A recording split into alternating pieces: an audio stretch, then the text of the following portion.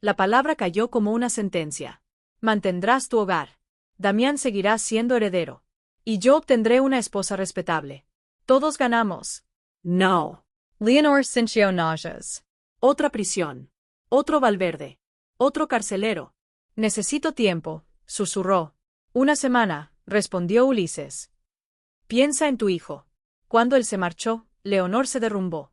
Citlali la encontró llorando como nunca antes, ni siquiera después de haber envenenado a Ignacio. No volveré a ser propiedad de un hombre, dijo Leonor entre sollozos. Prefiero perderlo todo. Citlali la miró con una firmeza absoluta. Entonces no nos quedaremos. Y esa misma noche comenzaron a planear la huida. Durante 6 días trabajaron en silencio. Vendieron joyas, Plata. caballos. Todo discretamente. Sin levantar sospechas. Leonor escribió a su hermana Valentina en Ciudad de México. No mencionó el veneno. Ese secreto moriría con ella.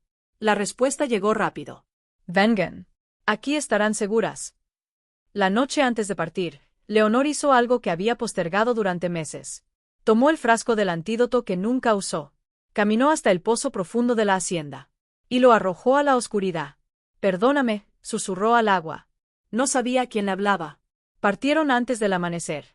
Damián, de casi 3 años, pensaba que era una aventura. Ulises regresó 3 días después. Encontró la hacienda vacía. Rompió muebles. Gritó. Amenazó. Pero Leonor había sido inteligente. Había borrado sus huellas.